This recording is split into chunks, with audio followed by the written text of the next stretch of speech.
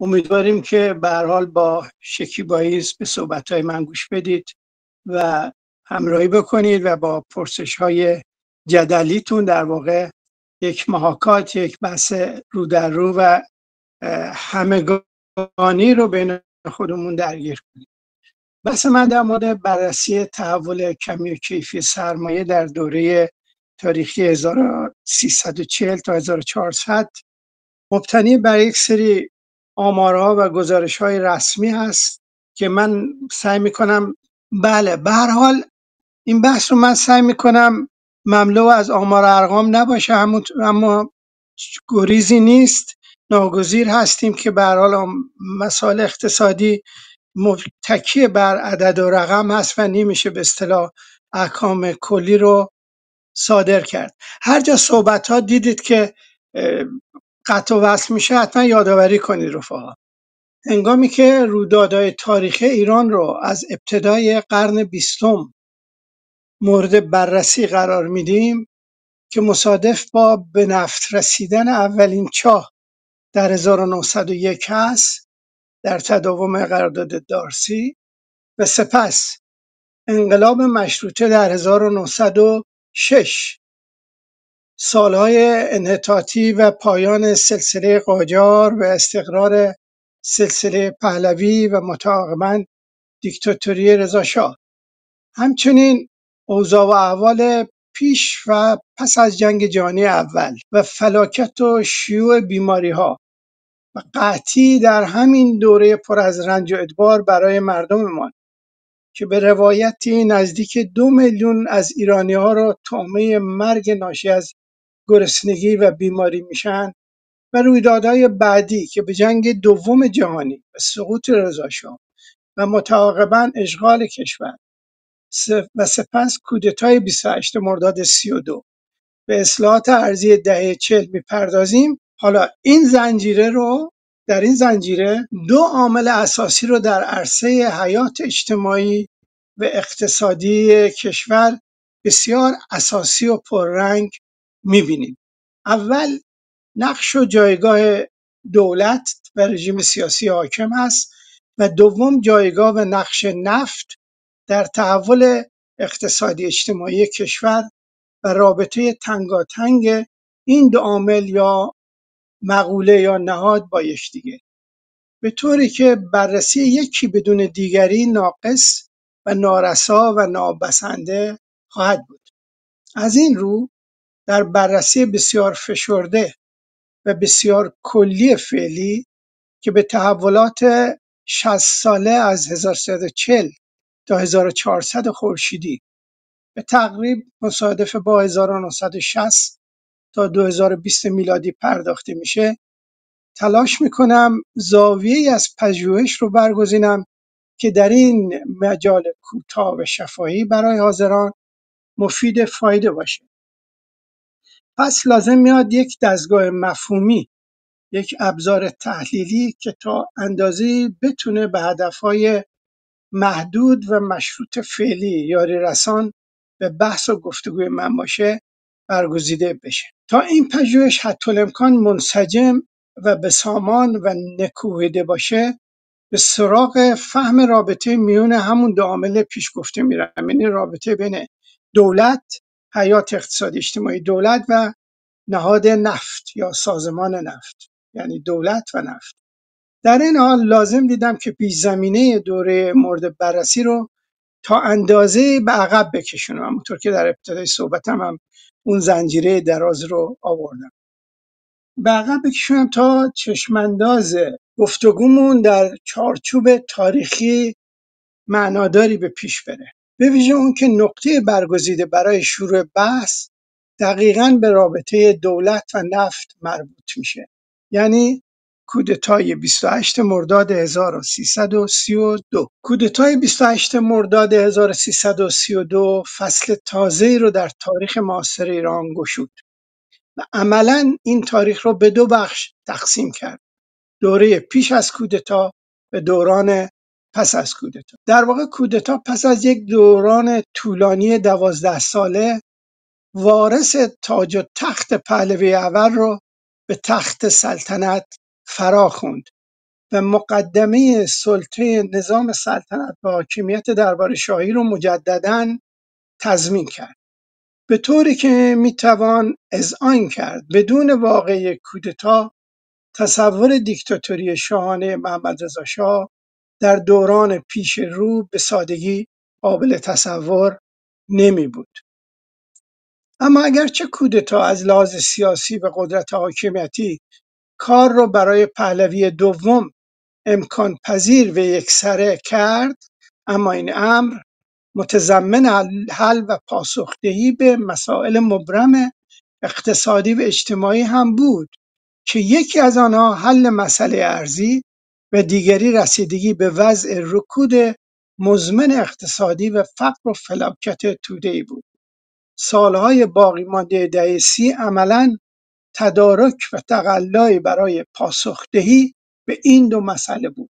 پس کار رو با بررسی همین موضوعات دنبال میکنیم. ببینیم حل مسئله ارزی چگونه جلوی پای متصدیان امور قرار گرفت. اصلاحات ارزی از چند جهت مورد توجه شاه و دربار و در درجه اول جریان ضعیف بورژوازی لیبرال قرار میگیره. یک جهت عبارت است از به زیر کشیدن قدرت اقتصادی و اجتماعی زمینداران بزرگ، خوانین و فئودالها که برای دولت‌های مدرن و شبه مدرن در آستانه تحولات سرمایه‌داری در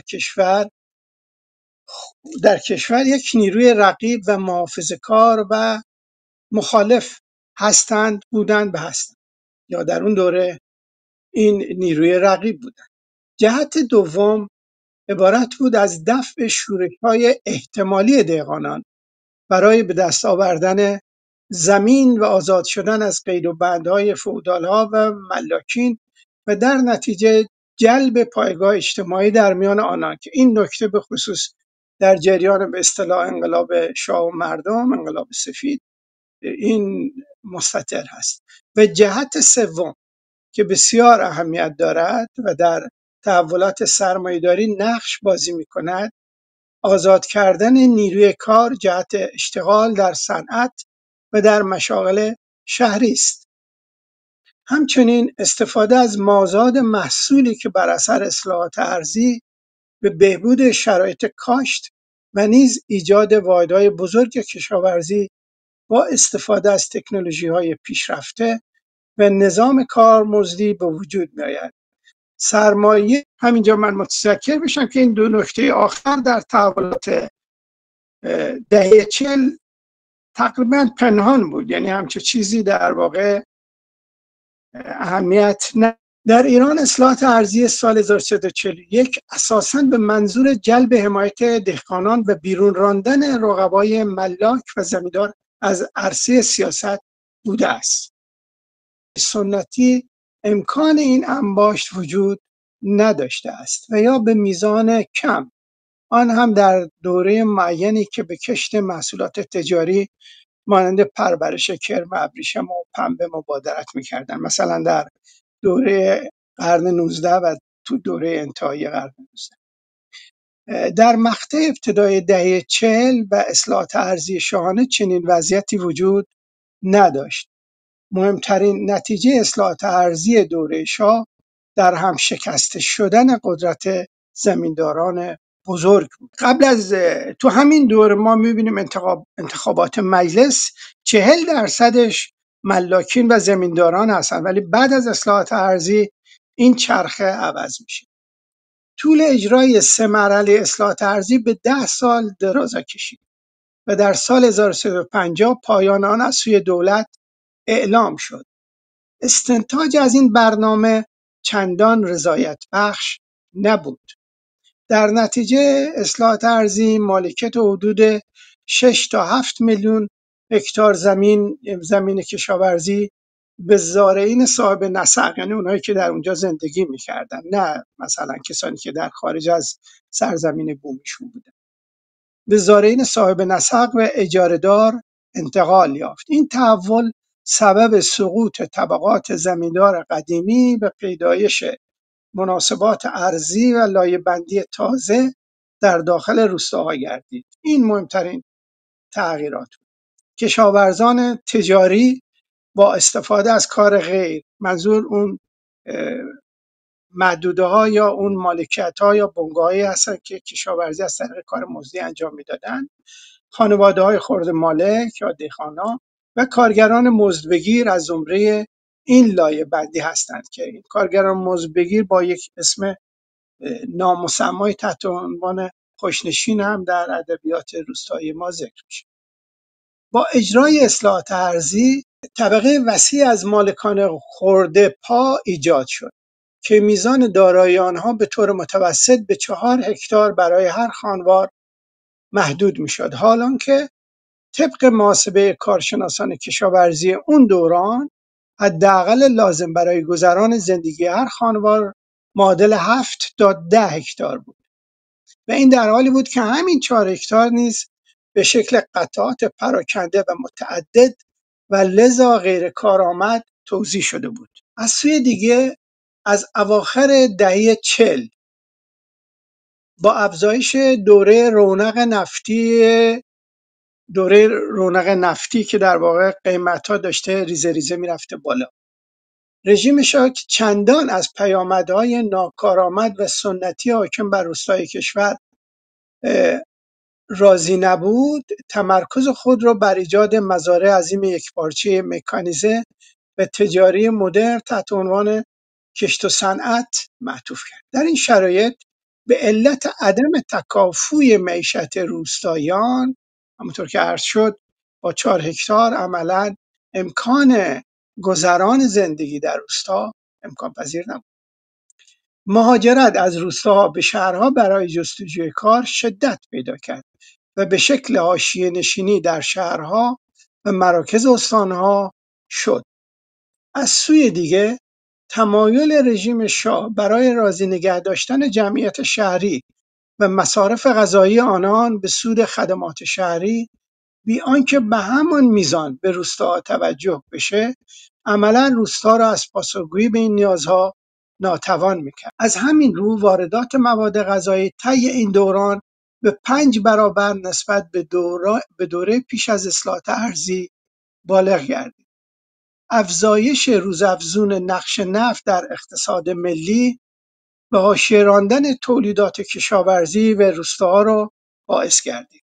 در واقع درآمدهای سرشار نفتی در ایران رژیم رو در پروسه صنعتی شدن کشور از انباشت سرمایه در بخش کشاورزی بی‌نیاز می‌کرد. نارسایی و عقب ماندگی بخش اقتصاد کشاورزی در تأمین درآمد روستاییان و نیز در عرصه تجارت خارجی علی‌رغم افت و خیزهای گوناگون در آن همچنان و تا امروز از مشکلات ساختاری خودش در رنج، به طوری که تراز تجاری محصولات، این تراز تجاری تا همکنون 1 میلیارد دلار سالانه تراز منفی داره. یعنی در واقع واردات بیشتر از صادرات است در زمینه مواد غذایی، که رقم دیگری که من اخیراً نگاه کردم مال فکر میکنم حدود 95-96 هست.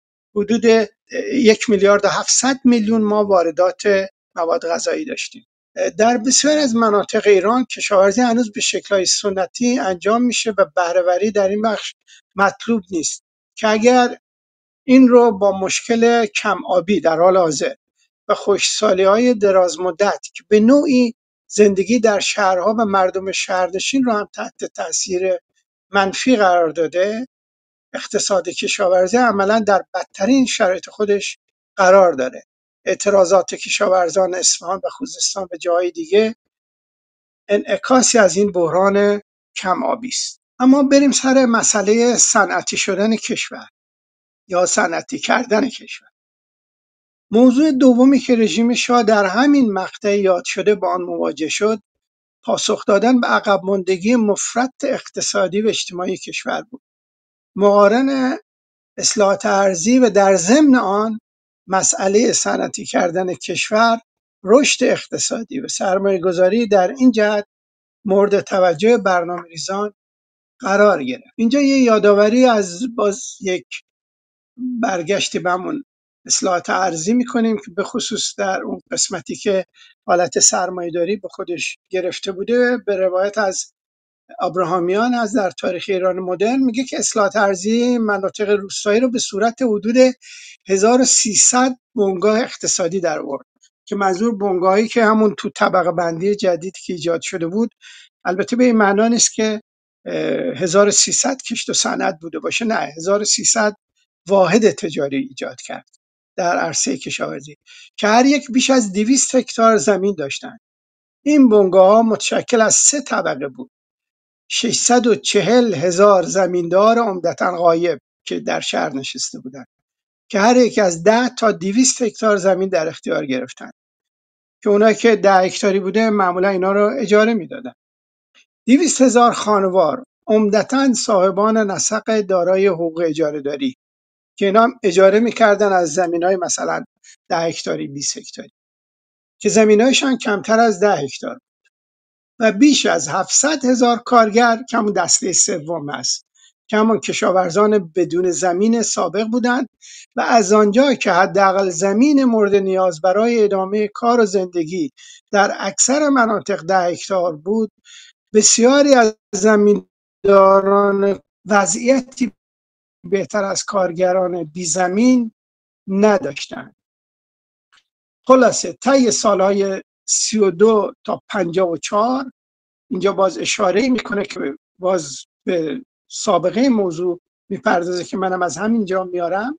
طی سالهای 32 تا 54 شمار کارخانه‌های کوچک از 1500 به بیش از 7000 واحد، واحدهای متوسط از 300 به بیش از 800 واحد و شمار کارخانه‌های بزرگ دارای 500 کارگر، هر جا میگیم کارخانه‌های بزرگ معمولا بالای 500 کارگر هست، از 100 به بیش از 150 واحد افزایش یافت که اینا بعداً میبینیم اغلب این کارخانه‌های بزرگ در بخش دولتی قرار داشتن. حالا میپردازیم به همون بخش اصلی و پایه‌ای بحث که دولت حاکم، ببینیم با توجه به این مسائل چجوری عمل میکنه.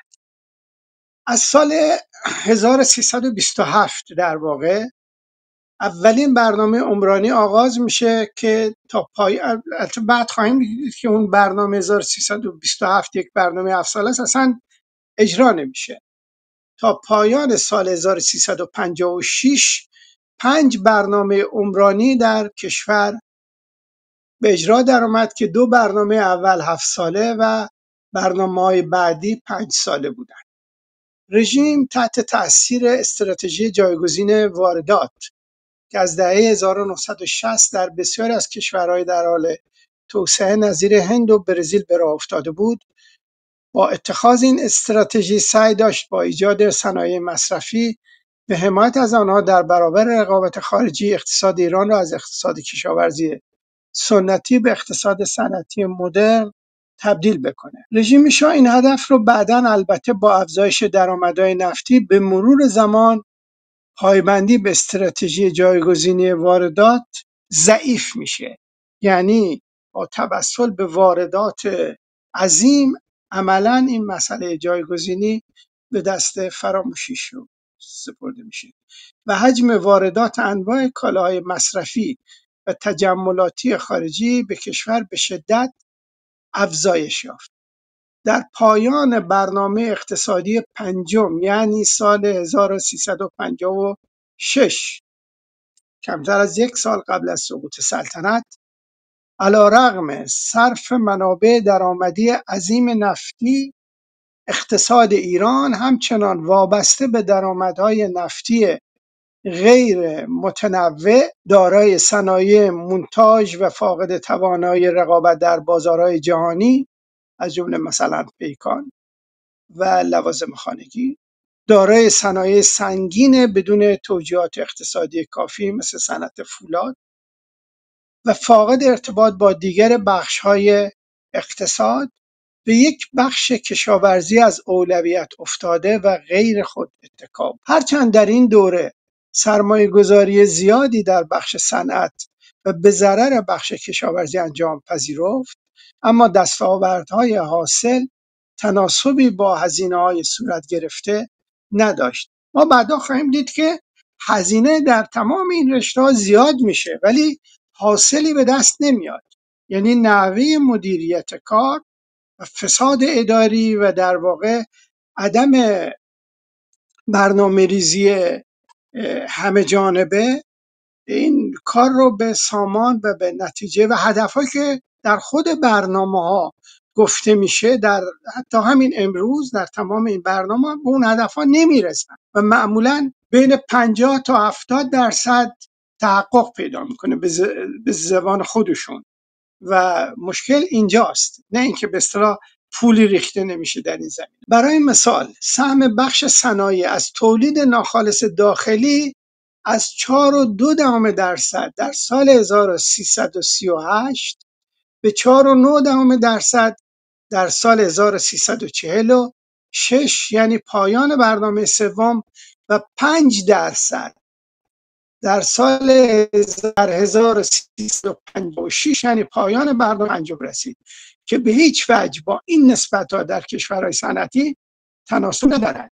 یعنی ما می‌بینیم که سلطنت نظام شاهنشاهی در پایان دوران حیات خودش که ادعای به اصطلاح در آستانه دروازه‌های تمدن بزرگ هست، بخش صنعتش 7% تولید ناخالص کشوره که این رو اگر مثلا با مقیاس قرار بدید با کشورهای اروپایی که معمولاً بالای 50% تولیداتشون و تولید ناخالص داخلیشون بخش صنعت، میبینید چه فاصله عظیمی. در همین حال حاضر هم که البته بعداً بهش میرسیم هم همین وضع برقرار هست. در خصوص صادرات کالاهای مونتاژ ساخت داخل، این تولیدات همونطور که عرض شد لازم برای رقابت در بازار جهانی برخوردار نبودند و حجم ناچیز صادرات صنعتی نیز تنها در سایه حمایت‌های تعرفه‌ای و غیر تعرفه‌ای دولت انجام می‌شد. حمایت‌های تعرفه‌ای اینه که مثلا ما صادرات بکنیم، میگن خب بالا سود بازرگانیشو به اصطلاح مالیات‌های مختلفشو نمیخواد بپردازید. میتونید همچنین از بخشودگی‌های مالیاتی و هزینه‌های دیگه بیمه‌ای و غیره و غیره معاف باشید. اینا بهش میگن تعرفه. برای واردات هم همین موضوع هستش که دولت به اصطلاح اونها رو از پرداخت مالیات و عوارض و حقوق بازرگانی و غیره و غیره معاف میکنه. یکی از مواردی که در بحث‌های نئولیبرالیسم هست میگه که شما باید این تعرفه رو بردارید به طور کلی که همه چیز به راحتی جابجا بشه. خب این در حالی بود که صنایع کشور به شدت به واردات کالاهای سرمایه‌ای و واسطه خارجی وابسته بودند و میزان این وابستگی رو تا 90% ذکر کردن. اینا همه توی گزارش‌هایی که تحلیل‌هایی که مقاله‌هایی که در رساله‌هایی که در دوره فوق لیسانس و دکترا اینا یک مجموعه است، معمولا از اینا استفاده میشه، من اینا رو اسم نمیبرم. اما در قبال این هزینه‌ها برای واردات در سال 57 به جز نفت کالای صنعتی عمده دیگری برای صادرات وجود نداشت. در این دوره به واسطه از اولویت افتادن بخش کشاورزی میزان واردات مواد غذایی به شدت از افزایش یافت و از 111 میلیون دلار در سال 1349 به 1780 اینو عرض کردم به 1780 میلیون دلار در 1356 رسید، نه 1395 که من اشتباه گفتم، که رشد سالانه 48.7% رو نشون میده. یعنی ما سالانه 48.7% رشد در واردات داشتیم. این در واقع اتکای مواد غذایی و واردات تکنولوژی و قطعات واسطه هستش به خارج. سخن خودمون رو در این باره با بیان هومان کاتوزیان به پایان میبریم. خلاصه کرده میگه آنچه در ایران رخ داد، یعنی منظور دوره پیش انقلاب 57 است، نه پیشرفت اجتماعی اقتصادی بود و نه مدرنیسم، بلکه شبه مدرنیزمی بود که عواید نفت آن را تسریع. هنگامی که کشور در آستانه دروازه‌های تمدن بزرگ قرار داشت، سهم کل تولیدات صنعتی که شامل تولیدات دستی و روستایی و سنتی هم می شده. یعنی که میگیم صنعتی منظور غیر نفتی هست. در تولید ناخالص داخلی غیر نفتی 20%، یعنی در واقع در بخش تولیدات خارج از نفت، بخش صنعت در اون بقیه 20% بوده، بقیهش کالای سنتی و کشاورزی بود، از جمله پنبه، خرما، احتمالاً زعفران، خاویار و غیره. در حالی که سهم خدمات در کل تولید ناخالص داخلی 56% بود که این رقم همچنان هست. پیش از پرداختن به بخش دوم صحبتم، همونطور که در ابتدای گفتار اشاره کردم، با توسل به یک دستگاه مفهومی و ابزار نظری مایل هستم این بحث رو ارائه بدم، هرچند در مورد این دستگاه مفهومی فقط به شکل مشروط و محدود در حوزه اقتصاد سیاسی به کار میگیرم و از تسری اون به مباحث ایدئولوژیک و تاریخی خودداری میکنم. جوهر اصلی این بحث از لحاظ نظری نحوه تعریف و برداشتی است که از درآمد نفتی داریم. یعنی جایگاه این درآمد نفتی چیه در اقتصاد سیاسی و در تحولات به اصطلاح اجتماعی که در و شکلگیری دولت و تحول ساختار دولت و تمام مواردی که به هستی اجتماعی توده‌های کارگر زحمتکش مربوط میشه و به فرهنگ عمومی حتی تسری پیدا میکنه. این جایگاهش چیه؟ در این دیدگاه نفت و درآمد نفتی به سبب فاصله بسیار بعید اون با قیمتی که در بازار به فروش میرسد عملاً خارج از چارچوب‌های سازمان تولید درآمدی با مکانیزم‌های ارزش مبادله مارکس نیز همخوانی ندارد و بیشتر در چارچوب رنت حاصل از تملک و تصرف زمین قرار می‌گیرد.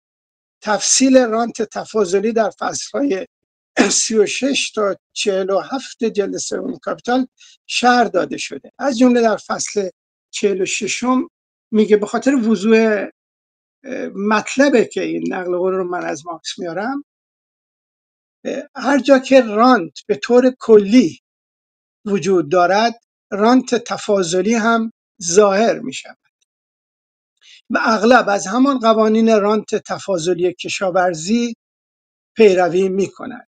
هر جا که بتوان، اینجا رو توجه بفرمایید، هر جا که بتوان نیروهای طبیعی را از جمله زمین، هر جا که بتوان نیروهای طبیعی را به انحصار درآورد، زمین یا نفت یا هر چیز دیگه، و به کارخانه‌داری که از آنها استفاده می کند سودی اضافی داد، چه آبشار باشد، چه معدنی غنی، چه مکان ماهیگیری، چه محلی مناسب ساختمان، مالک این اشیای طبیعی که هیچ کاری برای تولیدش انجام نشده، طبیعیه، در طبیعت بوده، فقط اون تصرفش کرده. مالک این اشیای طبیعی به دلیل حق مالکیتی که نسبت به این قطع زمین دارد. حالا این حق از کجا اومده موضوع بحث ما نیست. این سود اضافی رو از سرمایه فعال، اون کسی که اینو اجاره میکنه، به شکل رانت دریافت میکنه. کاپیتال مجلد سوم صفحه 785. در توضیحاتی که من میدم اینا بیشتر اومده، از جمله با تعاریف کلاسیکی هم که در زمین. بنابراین اقتصاددانان درآمد نفتی را به عنوان رانت ارزی به حساب می آورند. رانت به معنای اجاره است، یعنی درآمدی که ناشی از تملک زمین است و نه یک کار تولیدی و صنعتی. هرچند البته ماحصل کار در نهایت، یعنی بالاخره برای همون اکتشاف و استخراج و بهره برداری و پخش، خب کار لازمه، صنعتی لازمه به کار بیفته، اما این با نرم‌های سرمایه‌داری، با قیمت‌های نسبی اصلاً همخوانی نداره. هرچند البته ماحصل کار در نهایت هم تولیدی است و هم صنعتی که با مقیاس‌های بازار سرمایه‌داری همخوانی ندارد. جلوتر این مسئله رو بیشتر میشکافیم. رانت یا اجاره بها در اقتصاد سیاسی به درآمدهای گفته می شود، حالا این توضیحات بیشتر هست، که از فروش منابع و مواد خام به خارج از محدوده کشوری به دست آمده. اینو ما ملاحظه میکنیم و در تملک انحصاری صاحب آن و از جمله دولت می باشد. این عمل شامل بهره برداری از منابع زیرزمینی در تناسب با عملکرد تولیدی در کشور نیست و با حداقل هزینه حاصل می شود، به طوری که عوامل اقتصادی و تولیدی در داخل نقش بسیار جزئی در این بهره برداری دارند. شما تصور کن الان تولیدات به اصطلاح نفت خام ما، برای تولیدش با 20 هزار تا کارگر شما میتونید انجام بدید. این که الان ما شمار 200 هزار تا کارگر در بخش نفت و گاز داریم، اینا در بخش‌های بسیار فراوری هست، در پالایشگاه‌ها و پتروشیمیا هست، در بربرداری‌ها، پمپ بنزین‌ها و غیره و غیره هست. ولی خود نفت خام با 50 هزار تا شاید هم کمتر بشه این کار رو انجام داد.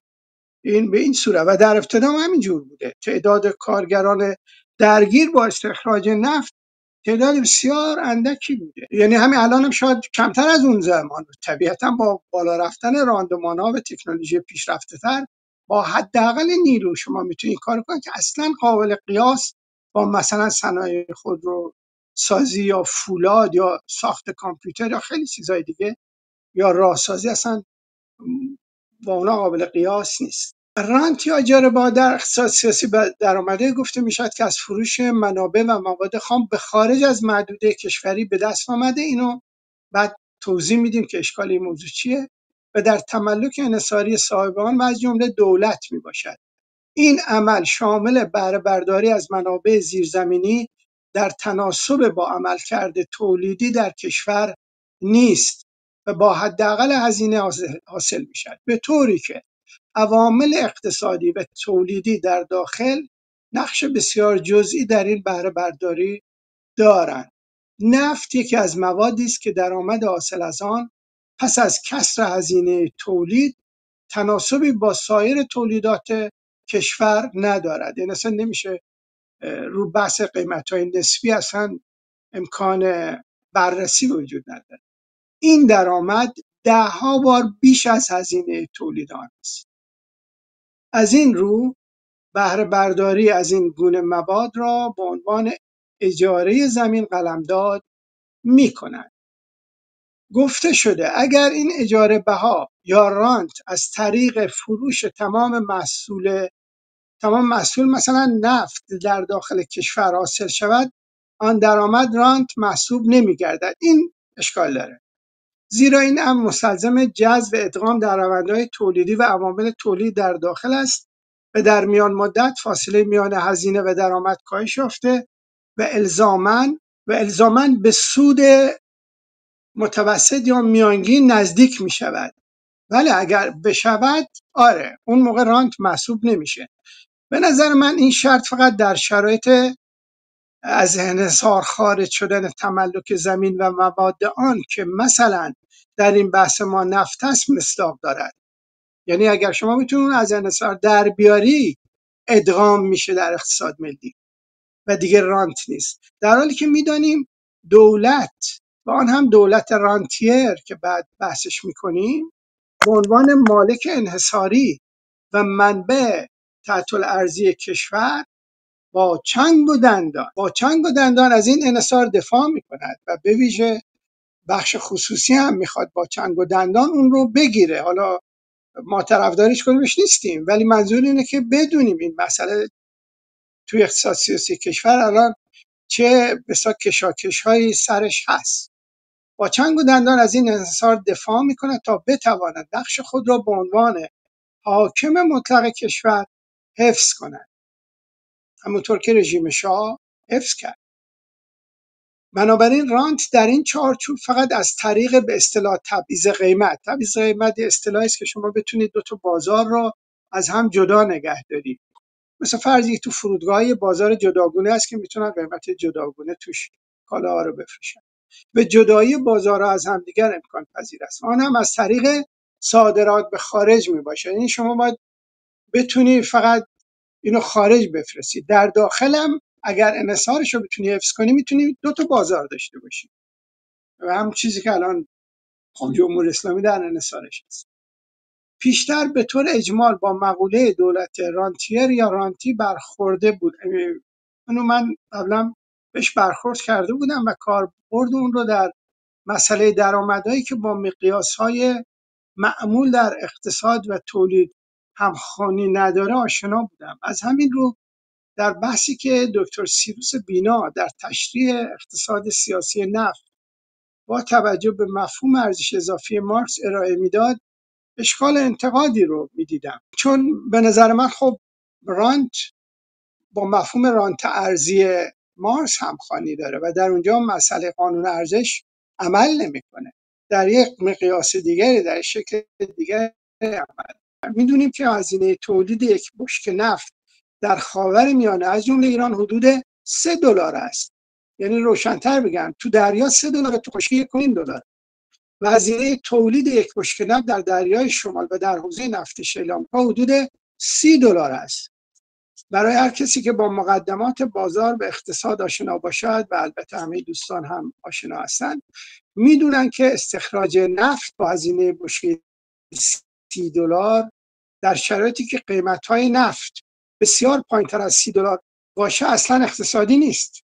قبل از جریان اوپک در دهه 70 قیمت نفت در $12. بنابراین کشورهای اروپایی و آمریکا یا باید از استخراج نفت چشم می‌پوشیدند و یا به انتظار روزی می‌نشستند که نفت اوپک با هزینه تولید $3 به حدود 30 یا 20 یا 25 یا $30 هزینه برداره که خب این یه امر کاملا بی‌معناست، هزینه‌اش اونقدر داره. اما راه سومی هم وجود داره و آن افزایش بهای فروش نفت در بازار جهانی به قیمتی بالاتر از هزینه تولید در نفت دریای شمال و آمریکاست.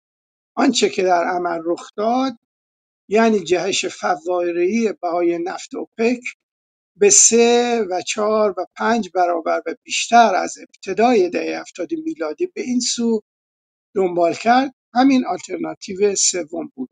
این هم در اون موقع من به ذهنم رسیده بود این مسئله نفت به عنوان یک رانت ارزی و حتی تحولات قیمت بهای نفت در بازار جهانی هم بی توجه به این مسئله نبوده، یعنی فاصله عظیمی که بین هزینه و قیمت فروشش هست. اکنون سالهاست که بهای نفت بالای $30 در بازارهای جهانی عرضه می شود و این درست نقطه سر به سر تولید است و از اینجا به بعد اکتشاف، استخراج و بهره برداری از نفت دریای شمال که فکر میکنم در انتهای دهه 50 کشف نفت دریای شمال شد، 58 59 و جای دیگر با هزینه تولید $30 و یا در همین حدود کاملا اقتصادی و منطقی می شود. برمیگردیم به مفهوم دولت رانتیر که سپس بتوانیم با وضوح بیشتری تحول سرمایه‌داری را در 4 دهه مورد نظرمون دریافت و درک نماییم. گفته میشه که از سال 1332 به بعد سهم درآمدهای نفت در بودجه دولت به سرعت افزایش یافت. دولت رانتیر رو توجه بفرمایید، یک معیار هست، به طوری که از 21% در سال 1332 به 57% در سال 1336 و 87% در سال 1335 افزایش یافت که تونسته بودن مسائلشون رو با شرکت ایران و انگلیس حل و فصل کنن و در سال 1347 به 45.6% کاهش یافت. اما با افزایش قیمت نفت در دهه 50 خورشیدی سهم درآمدهای نفتی از بودجه دولت به سرعت افزایش یافت، به طوری که در 1352 به 66% و در 1353 به 78.5% رسید. در مجموع درآمدهای عمومی دولت در این سال تنها 11% از طریق مالیات حاصل شد، در حالی که در دولت‌های سرمایه‌داری معمولاً تا 100% بودجه بر اساس مالیاته، بودجه متوازن بهش میگن. بودجه از طریق مالیات و درآمدهای اختصاصی که داره و چیزی به نام بسیار رانت نیست. حالا دولتی که تا 70% بودجه عمومی از نفته، بودجه عمومی شامل بودجه جاری و بودجه عمرانی از نفته، شما ببینید به چه میزان بایستی خودش رو محق میدونه که نفت رو کاملا در تحت کنترل داشته باشه. در مجموع درآمد عمومی دولت در این سال تنها 11% از طریق مالیات حاصل شد. در 1356 آخرین سال رژیم شاهنشاهی سهم درآمدهای نفتی در بودجه به 61.7% کاهش یافت و سهم مالیات‌ها به 16.2% افزایش یافت. در برنامه افسانه دوم که همون 1334 تا 1341 هست، معادل 64.5% از منابع اجرای برنامه سهم درآمدهای نفتی بود. گفته شده سال 1957 یعنی 1336 سال تبدیل دولت ایران به یک دولت رانتیر هست. اصولا دولت هایی که 40% بودجهشون یا 41% بودجهشون از طریق همون رانت ارزی یا رانت استفاده از منابع تحت الارضی به دست میاد، اونها رو دولت های رانتی محسوب میکنه. با وقوع انقلاب 57 و سمتگیری جنبش علیه نهادها و اشخاص و شرکت‌ها و مقامات نظام پیشین، این امر منجر به خروج سرمایه‌داران و صاحبان صنایع از کشور و انتقال دارایی‌های آنها به خارج کشور شد. بانک‌ها مورد حمله قرار گرفت و صاحبان و مدیران آنها از کشور فرار کردند. در همین دوره به طور گسترده مصادره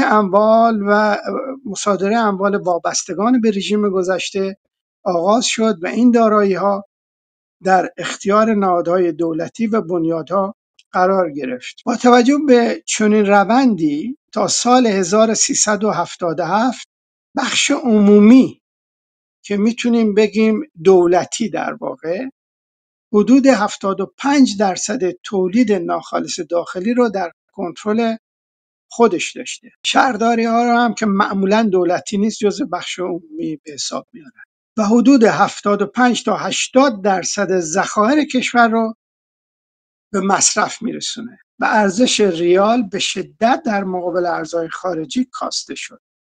کاهش تولید ناخالص داخلی به معنای کوچک شدن حجم اقتصاد و پدیده رشد منفی در اقتصاد و به همین ترتیب کاهش سطح زیست مردم میباشه. دولتی شدن شدید اقتصاد در دوره مزبور در بخش صنعت تغییرات عمیقی رو ایجاد میکنه. بر طبق آمارهای بانک مرکزی از مجموع 4910 کارگاه بزرگ صنعتی که معمولا اینا رو بالای 500 کارگر در نظر میگیرن، در 1354 تنها 121 واحد اون دولتی بوده. از 4900 تا 120 تاش دولتی بوده و بقیه خصوصی بودن. اما در سال 1363 از تعداد 7513 کارگاه بزرگ صنعتی یعنی 1%، در 1363 73% صنایع در بخش دولتی منتقل شد. در سال 1365 حالا مسئله درآمد ناخالص رو، در سال 1365 درآمد ناخالص ملی به قیمت‌های ثابت فقط 63% سال 1356 بود. این دوران دهه اول بعد از انقلاب رو اینجا آمارهایی رو من به دست میدم که نشون میده، همونطور که یک جای ویلدورانت اشاره میکنه، بخش زیادی از انقلابات سالها بایستی تولید کنن تازه برگردن به نقطه صفر. حالا اینجا این رو در نظر نگیرید که ما مخالف انقلاب هستیم. در ایران هم همین اتفاق میفته. همچنین تولید ناخالص ملی بدون نفت فقط 5% بیش از سال 1356 بود، در حالی که جمعیت کشور در این دهه 47% افزایش یافته بود. نتیجه این که طی جنگ 8 ساله تولید ناخالص داخلی به طور سالانه تنها 1.8% رشد داره که اینو من فکر میکنم به قیمت‌های جاری میگه، به طوری که تولید ملی واقعی، منظور به قیمت‌های ثابت سال پایه است، حالا این رو اضافه میکنیم، در سال 67-68 معادل 15 سال پیش یعنی سال 1356 بود، با رشد 60% جمعیت درآمد سرانه به 55% سالهای 56-57 رسید. خب این میتونید دیگه بدونید که این فقر و فلاکتی که بر مردم مستولی پیدا میکنه علاوه بر مصائب جنگ ناشی از چه شرایط افت و رکود اقتصادی هست و چگونه به اصطلاح هم از مسائل جنگ و بیکفایتی مسئولین و وضعیت بخش دولتی و غیره و غیره ناشی میشه. با پایان جنگ و تغییرات در قانون اساسی و حذف پست نخست وزیری در سال 68 انتخابات ریاست جمهوری و شروع برنامه‌های 5 ساله آغاز می شود. دوره موسوم به دوران سازندگی به اصطلاح نئولیبرالیسم دو گیومه که اصلا من فرصتی ندارم بپردازم به این موضوع که مباحثی که در این زمینه میشه چقدر خالی از معنا و سطحی است، و آزادسازی و مقررات زدایی. یعنی اصلا نشون میدیم که اساساً چیزی به نام لیبرالیسم اقتصادی در ایران اساساً به اون معنا تحقق پیدا نکرده که لیبرالیسمی حالا شما بخواید پیدا بکنید. بر اساس گزارش ارزیابی عملکرد برنامه 5 ساله اول طی سالهای 1368 تا 72 در مجموع 130 میلیارد دلار در کشور هزینه شد و بیشترین تخصیص‌های بودجه نیز متوجه بخش صنعت بود. این یه مضمونی است که مکرر باهاش مواجه میشیم. اما رشد ارزش افزوده بخش مزبور از 7.7% در سال 1370 به 3.3% در سال 1371 و به کمتر از 1% در سال 72 کاهش یافت. یعنی ارزش افزوده 1% یعنی شما 100 تومان هزینه میکنی 101 تومان برداشت میکنی، یعنی هیچ. ارزش افزوده به این معناست. این نشون میده که به چه شدتی به اصطلاح عدم کارایی، فقدان مدیریت منطقی و به اصطلاح کار درست اقتصادی به چه میزانی به اصطلاح غایب بوده. در سال 1373 سهم صنعت، برمیگردیم به صنعت، از تولید ناخالص داخلی تنها 5% بود که نشانه آشکار غیر تولیدی بودن اقتصاد ایران است. سال 73 این در حالی است که در همین سال سهم نفت از تولید ناخالص داخلی 18.7%، سهم خدمات که می‌بینیم این افزایش پیدا میکنه 42.7% و سهم کشاورزی 21.3% بود.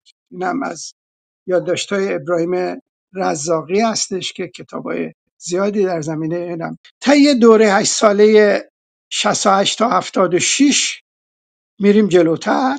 علیرغم افزایش قابل توجه درآمد نفتی نسبت به قبل از انقلاب سال 57 متوسط رشد تولید ناخالص ملی نسبت به دوره 8 ساله 42 تا 49 حدود 5%، یعنی به نسبت تقریبا 30 سال پیش، بله 20 سال پیشش، به نسبت به دوره 8 ساله 50 تا 57 حدود 1.2% کاهش داشت. خب این که کاهش ها رو ما قبلا هم دیدیم. درآمد سرانه نیز در پایان این دوره یعنی سال 1375 نسبت به سال 1357 به نصف رسید. یعنی درآمد سرانه که نشون میده که به هر ایرانی چه درآمدی اختصاص داده میشه به طور مساوی، حالا این شکاف به اصطلاح درآمدی هم که جای خود داره، عملا نصف شده در این دوره. همچنین در حالی که میانگین حقوق کارمندان در این دوره 33300 تومان هست و میانگین حقوق کارگران 28746 تومان. خط فقر مطابق آمارای رسمی در سال 75 برابر با 64000 تومان هست. یعنی به این معنا که به تعبیری این سطح از درآمد فرد و مزد حقوق بگیران این طبقه فقط میتونه نصف ارما رو برای یک زندگی معمولی با این حقوق بگذرونه. برنامه سوم 79 تا 83 در دوره به اصطلاح اصلاحات همچنان محورهای اصلی اقتصاد کشور دست نخورده باقی میمونه. وابستگی سنگین به درآمدهای نفتی، دولتی بودن بیش از حد اقتصاد و ضعف بخش خصوصی، ناچیز بودن سهم تولیدات صنعتی به ویژه تولیدات دارای فناوری پیشرفته و ارزش افزوده در اقتصاد، غیر رقابتی بودن کالای ایرانی در بازار خارج، تورم بالا، نرخ بیکاری بالا، کسری بودجه که یک دوره به 50% هم رسیده بوده، دوره جنگ، و روند عدم دستیابی به هدفهایی که در برنامه ذکر شده بود. تو همه برنامه‌هاشون هدفهای متعالی رو ذکر میکنن. روند برنامه‌های پیشین همچنون ادامه داشته. دیوان محاسبات میزان تحقق اون در سطح 31% بوده، یعنی برنامه سوم. برنامه چهارم 84 تا 88 5 ساله هست که به دوره اول ریاست جمهوری احمدی نژاد مربوط میگرده. اینجا دیگه خیلی جالب هست. علیرغم درآمدهای عظیم و افسانه‌ای نفت از دستیابی به بسیاری از اهداف اصلی خودش باز میمونه. نکته جالب در این دوره این است که دولت بجز در سالهای بعد گزارشی از عملکرد برنامه ارائه نمیده. مجلس مجبور میشه یه رو مأمور تحقیق و فحص از عملکرد دولت در اجرای برنامه بکنه که بر مبنای همین گزارش نمایندگان هستش که توی روزنامه منعکس میشه. متوسط قیمت نفت خب $80 که تقریبا 4 برابر قیمت پیش بینی شده بوده در برنامه که دوره اصلاحات تنظیم شده بوده که اون موقع $20 بود. باشه طی این 5 سال و درآمدی معادل 340 میلیارد دلار در دوره اول از درآمد نفت و گاز که بسیار بیشتر از پیشبینی برنامه، پیشبینی $20 برای هر بشکه گزارش نشان میده که متوسط رشد سالانه طی 4 سال نخست برنامه 57% بوده است، در حالی که پیشبینی کرده بودند 8% رشد اقتصادی باشه. حالا دلایل چی بوده؟ عدم تخصیص منطقی درآمدها که منجر به نرخ رشد نازل فوق گردید، سرمایه گذاری در پروژه های ذیل بود که هیچ گونه توجیه اقتصادی نداشت. سرمایه گذاری چی بوده؟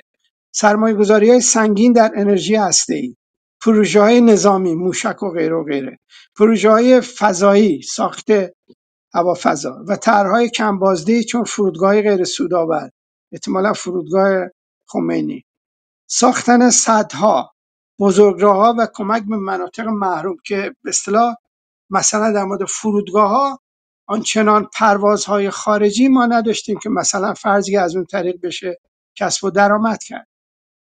در همین دوره تخمین زده میشه سالانه 3.5 میلیارد دلار سرمایه از کشور خارج شده است در 4 سال.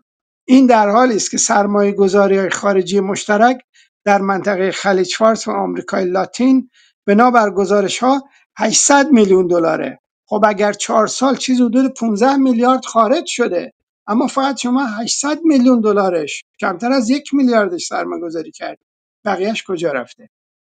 برنامه پنجم 89 تا 93 طبق گزارش دیوان محاسبات، این گزارشش رو همین خب شما حتما دیدید، این اواخر هست، به میزان 27% تحقق یافته. در خصوص برنامه ششم توسعه که همین آخری هستش 1396 تا 1400 قرار بود در طول مدت 5 سال اجرای این برنامه کشور به رشد اقتصادی 8% دستیاب بشه. قبلا هم 8% بوده ولی هیچ کدومش محقق نمیشه. اما دیوان محاسبات مطابق آمارها در پایان سال 99، یک سال قبل از پایان برنامه، اعلام کرد تنها 35% احکام این برنامه تحقق کامل یافته. یعنی اون بخش‌ها، اون احکام که میگه اون بخشایی از پروژه ها هستش. و در حدود 65% احکام و اهداف قانونگذار به صورت 100% محقق نشده است. مطابق این گزارش میزان رشد 8% هدف گذاری شده در پایان سال چهارم برنامه، یعنی پایان سال 1399، دیوان محاسبات اعلام میکنه که متوسط رشد در سالهای اجرای برنامه تنها 76% بوده، یعنی کمتر از 1%. همچنین از اهداف تعیین شده، یعنی یک سال دیگه چیزی عوض نمیشه دیگه. همچنین از اهداف تعیین شده در برنامه ششم توسعه 30% فقط به طور کامل محقق شده. حالا چه بخش چه پروژه هایی بوده که خود اون پروژه ها 30% کل بودجه که نبوده، که ممکنه خیلی کمتر هم بوده باشه. منتها اون پروژه ها که به اصطلاح 30% اون پروژه ها در واقع به طور کامل محقق شده، در 22% اهداف محقق نشده و در 48% اهداف نیز بخشی از آنها محقق شده است، که اینجا روشن نیست که فرق این دومی و سومی چی است. من در همینجا گفتارم را به پایان میبرم با این توضیح که کشاکش میان اولیگارشی دولتی با بخش خصوصی، یعنی بورژوازی غیر بوروکرات، در چارچوب همچنان سرمایه‌داری دولتی حاکم بر کشور در عرصه‌های اقتصادی، سیاسی و ایدئولوژیک ادامه دارد. اینکه فرجام این کشاکش به کجا می‌انجامد مسئله است که تا اندازه زیادی به مبارزه طبقاتی جاری در جامعه از یک سو و نوع و پاسخ تاریخی به توسعه نیافتگی اقتصاد ایران، پروسه صنعتی شدن و دموکراسی در کشور بستگی دارد. با سپاس و پوزش از اینکه صحبتم به درازا کشید. پیروز باشید.